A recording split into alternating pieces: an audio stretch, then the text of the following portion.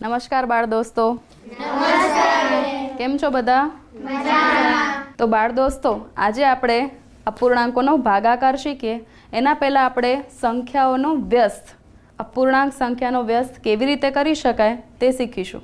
અપૂર્ણાંક સંખ્યા જે છે એની અંદર આપણે છેદ અને અંશ, બરાબર, આ બંને જોઈ શકીએ છીએ. તો જ્યારે આપણે અપૂર્ણાંકોના અંશ અને છેદની અદલા બદલી કરીએ તો જે સંખ્યા આપણને મળે એને અપૂર્ણાંકનો વ્યસ્ત કહેવાય. જેમ કે સંખ્યા છે 1/2. હવે આ સંખ્યામાં આપણે અંશ એટલે કે 1 અને છેદ એટલે કે 2 એની અદલા બદલી કરીએ તો આપણને મળશે 2/1. એટલે કે 1/2 નો વ્યસ્ત 2/1 થાય. સમજાયું?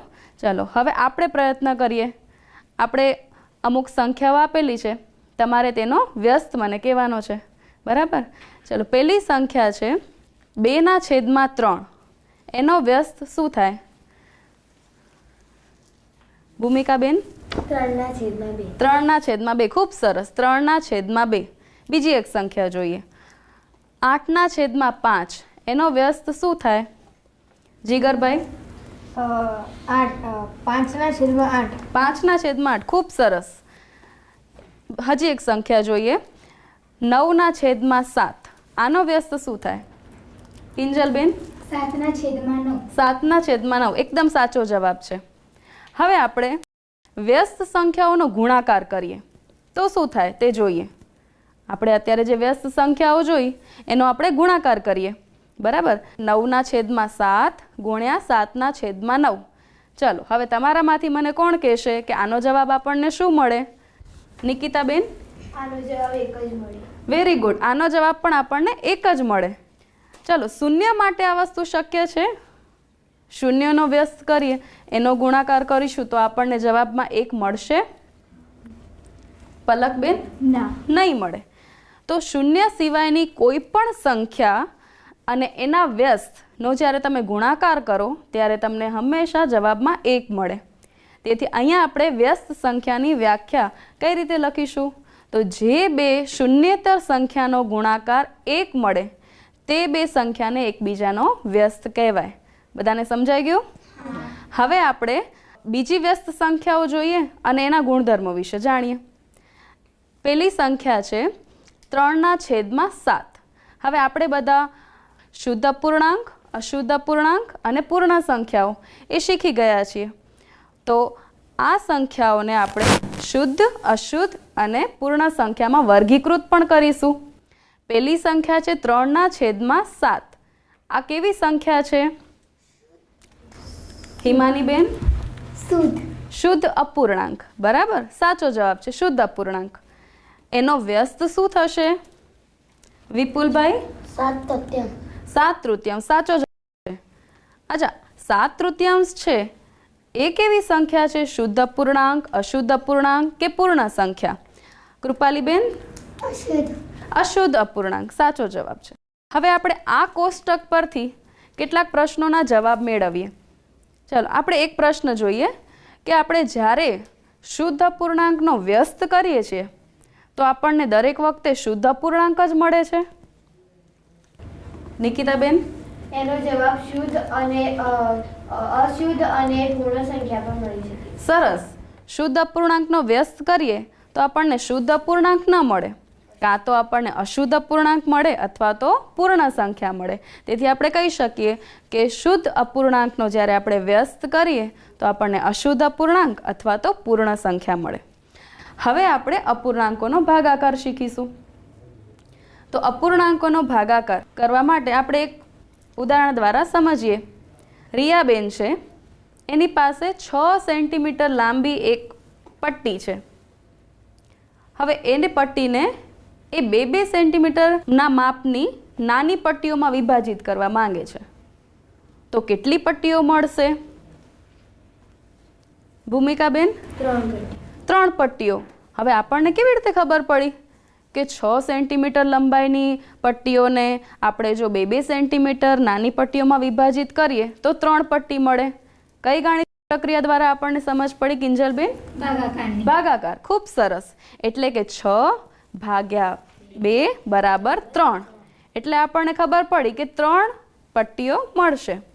હવે રિયાબેનને 2 સેન્ટીમીટરના માપની નહીં પણ 3/2 માપની પટ્ટીઓ કાપવી છે. તો હવે તેમને કેટલી પટ્ટીઓ મળી હશે? એનો જવાબ મેળવવા માટે આપણે શું કરવું પડે? ઇંદાબેન, ભાગાકાર. ભાગાકાર. તો અહીંયા તો આપણે પૂર્ણ સંખ્યાનો ભાગાકાર અપૂર્ણાંક સાથે કરવાનો થયો. તો આ ભાગાકાર આપણે કેવી રીતે કરી શકીએ એ સમજવા માટે આપણે એક પ્રવૃત્તિ કરીશું અને એના દ્વારા આપણે પૂર્ણ સંખ્યાને અપૂર્ણાંક સંખ્યા વડે કેવી રીતે ભાગી શકાય તે શીખીશું. તો આપણે રામાનુજમ ગ્રુપના બાળમિત્રોને પૂછીએ કે દરેક બાળકોએ પોતાના આકારોને વિભાજિત કર્યા છે. તો એક આખા માપને જ્યારે તમે 1/2 ભાગમાં વિભાજિત કર્યા તો તમને કુલ કેટલા ભાગ મળ્યા છે જીગરભાઈ? 2. તો આપણે જોઈ શકીએ છીએ કે વિવિધ આકારોને 1/2 માપમાં જ્યારે વિભાજિત કર્યા તો આપણને 2 ભાગ મળે છે. તેથી 1 ભાગ્યા 1/2 તો આપણને 2 ભાગ મળે છે. કે જો એક આખો આકાર હોય, અહીંયા આપણે કૃપાલીબેનનો આપણે ભાગ જોઈએ તો એક આખા ભાગને જ્યારે તમે 1/2 વિભાજિત કર્યા તો તમને 2 ભાગ મળ્યા. 1 ભાગ્યા 1/2 આપણે કરીએ છીએ તો 2 મળે છે. એનો અર્થ એ થાય છે કે જ્યારે તમને 2 અડધા ભાગને ભેગા કરશો તો તમને એક આખો ભાગ મળશે. તો જ્યારે આપણે પૂર્ણ સંખ્યાને અપૂર્ણાંક દ્વારા ભાગાકાર કરીએ અથવા તો એનો તમે એના વ્યસ્ત સંખ્યા સાથે ગુણાકાર કરો તો તમને એક સરખો જવાબ મળે છે. તો આપણે 1 ભાગ્યા 1/2 બદલે 1 ગુણ્યા 2 પણ લઈ શકીએ કારણ કે 1/2 વ્યસ્ત 2 થાય છે. તો અહીંયા આપણે જોઈ શકીએ છીએ 1 ભાગ્યા 1/2 બદલે આપણે 1/2 વ્યસ્ત વડે ગુણાકાર કર્યો તો પણ આપણને 2 જવાબ મળે છે. જો આપણે 1 ભાગ્યા 1/3 કરીએ અથવા તો આપણે 1નો ગુણાકાર 1/3 વ્યસ્ત એટલે કે 3 વડે કરીએ તો આપણને 3 જવાબ મળે છે. અને 1 ભાગ્યા 1/4 અથવા તો આપણે 1નો ગુણાકાર 1/4 વ્યસ્ત એટલે કે 4 વડે કરીએ તો આપણને જવાબ 4 મળે છે. તો અહીંયા આપણે શીખીએ કે જ્યારે આપણે અપૂર્ણાંક વડે પૂર્ણ સંખ્યાનો ભાગાકાર કરીએ છીએ ત્યારે ખરેખર આપણે તેના વ્યસ્ત વડે તેનો ગુણાકાર કરીએ છીએ. હવે આપણે નવો મુદ્દો શીખીએ. હવે આપણે અપૂર્ણાંક સંખ્યાનો ભાગાકાર પૂર્ણ સંખ્યા વડે કરવાનો છે. સૌથી પહેલાં એ સમજવા માટે આપણે એક વિડીયો જોઈએ.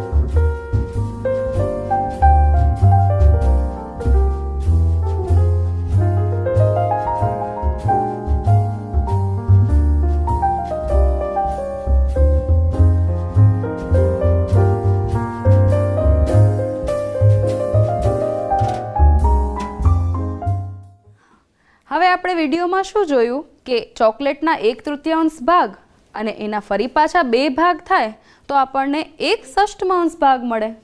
આ કેવી રીતે થયું? તો આ સમજવા માટે આપણે શું કર્યું? અપૂર્ણાંકનો ભાગાકાર અહીંયા પૂર્ણ સંખ્યા વડે થાય છે. તો અપૂર્ણાંકનો ભાગાકાર જ્યારે પૂર્ણ સંખ્યા સાથે કરીએ ત્યારે આપણે પૂર્ણ સંખ્યાના વ્યસ્ત સાથે તેનો ગુણાકાર કરીએ છીએ. એટલે કે 1/3 ગુણ્યા 2ના વ્યસ્ત એટલે કે 1/2 એના વડે ગુણાકાર. અને અપૂર્ણાંકોનો ગુણાકાર આપણે આગળના અંકમાં શીખ્યા છીએ. તો ત્યારે શું કરીશું? અંશ અંશનો ગુણાકાર અને છેદનો ગુણાકાર. એટલે 1 ગુણ્યા 1 1 અને 3 દુ 6. તો આવી રીતે આપણને 1/6 ભાગ મળે છે. હવે આપણે શીખીએ કે જ્યારે આપણે મિશ્ર અપૂર્ણાંકનો ભાગાકાર પૂર્ણ સંખ્યા વડે કરવો હોય તો શું કરી શકાય. તો આપણે અહીંયા જોઈએ કે અહીંયા આપણે જ્યારે મિશ્ર અપૂર્ણાંક આવેલો હોય ત્યારે સૌથી પહેલાં આપણે મિશ્ર અપૂર્ણાંકને સાદા અપૂર્ણાંકમાં ફેરવીશું અને પછી આપણે ભાગાકાર કરીશું. તો આપણે એક ઉદાહરણ દ્વારા સમજીએ. અહીંયા આપણે જોઈ શકીએ છીએ રકમ છે 2.2/3 ભાગ્યા 5.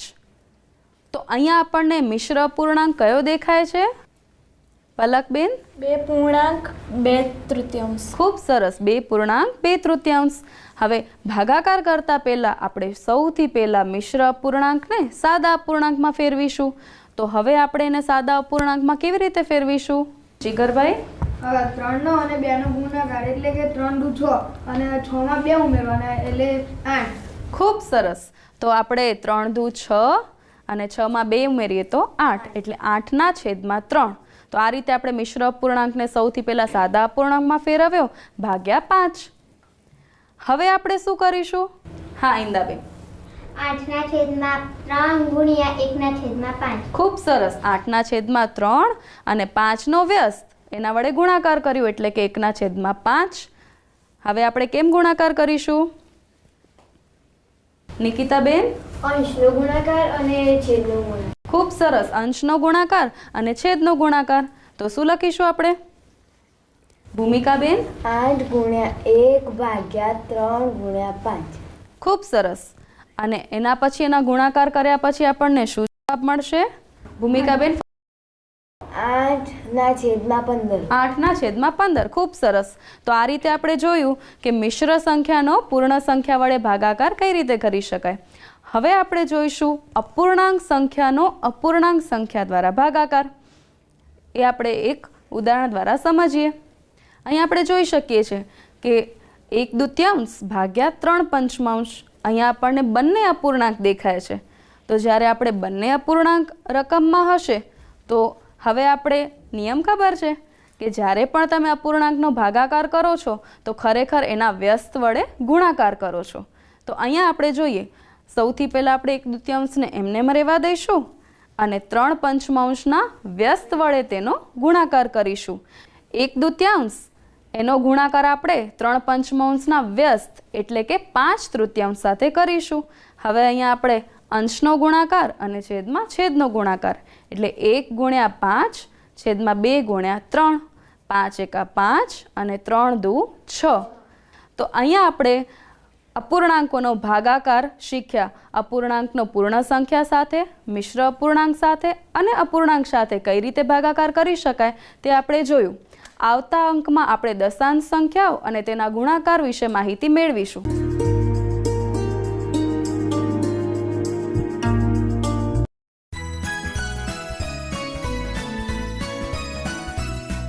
It's time to learn English, our chance to get ahead. It's time to learn English, our chance to get ahead.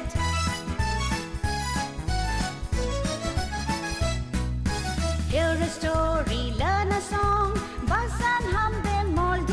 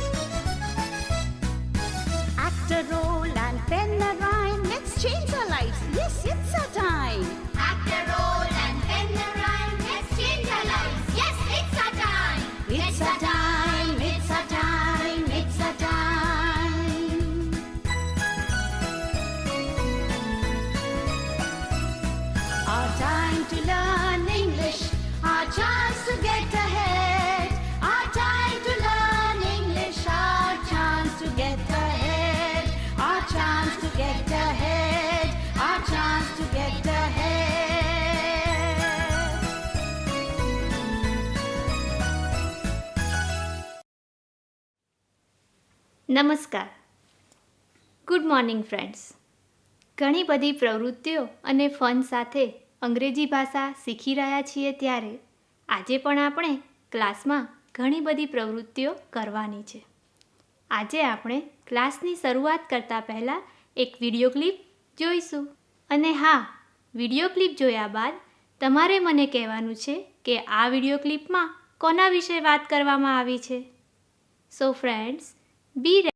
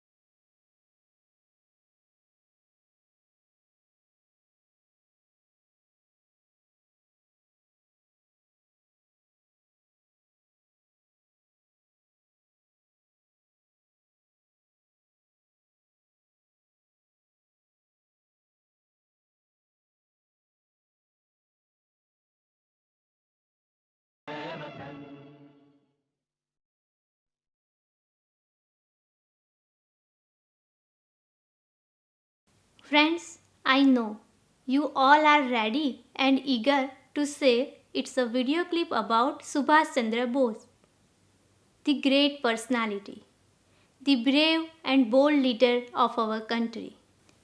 બાળકો, ઓરિસ્સાના કટક શહેરમાં જન્મેલા સુભાષચંદ્ર બોઝ એક એવા સ્વાતંત્ર્ય સેનાની હતા કે જેઓએ આપણને જય હિન્દ અને ચલો દિલ્હી જેવા નારા આપ્યા. આઝાદ હિન્દ ફૌજના વડા એવા સુભાષચંદ્ર બોઝનું જીવન ઘણું સંઘર્ષમય રહ્યું હતું. તેમના જીવનના એક પ્રસંગની રજૂઆત પાઠ્યપુસ્તકમાં પેજ નંબર 15 પર આપેલ છે. Open your text book, unit 2, activity 1B, page number 15. Friends, let's read the passage. Netaji Subhash Chandra Bose. A boy was sitting at his table near the window He was doing his homework. His mother asked, "Did you take your breakfast?" The boy said, "No." Mother called him and served his breakfast. He was about to start his breakfast. Then a beggar came to the door. He said, "Please give me something to eat." The boy looked at the beggar. He looked really very poor and hungry. He gave his breakfast to the beggar. The beggar was very happy. This boy was later known as Netaji Subhash Chandra Bose. બાળકો, loud reading કરવાની મજા આવી ને? Let's see life of Subhash Chandra Bose. A boy was sitting at his table near the window. He was doing his homework. Did you take your breakfast? No. Mother called him and served his breakfast. He was about to start his breakfast. Then a beggar came to the door. "Please give me something to eat." The boy looked at the beggar. He looked really very poor and hungry. He gave his breakfast to the beggar. The beggar was very happy. This boy was later known as Netaji Subhash Chandra Bose. બાળકો, જોયું ને કેવી સહજતાથી નેતાજીએ તેમનો નાસ્તો એક જરૂરિયાતમંદવાળી વ્યક્તિને આપી દીધો. મિત્રો, નમ્રતા, દયા, ધીરજ, સહિષ્ણુતા જેવા ગુણો નાનપણથી જ તેમના વ્યક્તિત્વમાં વણાયેલા હતા. Friends, let's move further. Look at page number 15. પેસેજની નીચે કેટલાક વિધાનો આપેલા છે. જે સાચા છે કે ખોટા તે તમારે માર્ક કરવાના છે. Discuss in pair and put right mark for right sentence and wrong mark for wrong sentence. બાળકો, આ પ્રવૃત્તિ પેરમાં કરવાની હોવાથી તમે તમારી પાસે બેસેલા મિત્ર સાથે પેરમાં ગોઠવાઈ જાઓ અને વિધાનો વાંચતા જાઓ અને માર્ક કરતા જાઓ. The first sentence is, Mother gave her breakfast to the beggar. Wrong. Not mother, but Subhas gave his breakfast to the beggar. The second one is, the boy was studying.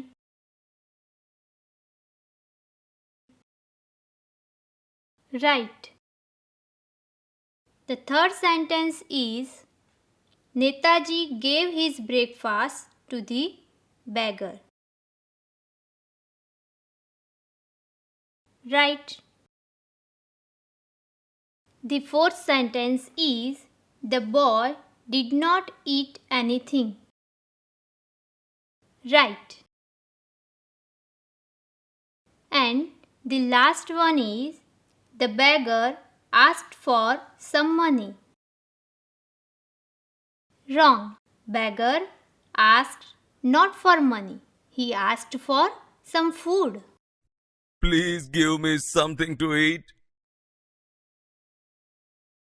પાઠ્યપુસ્તકના વિધાનો mark કર્યા બાદ હવે તમને screen પર કેટલાક વિધાનો દેખાશે.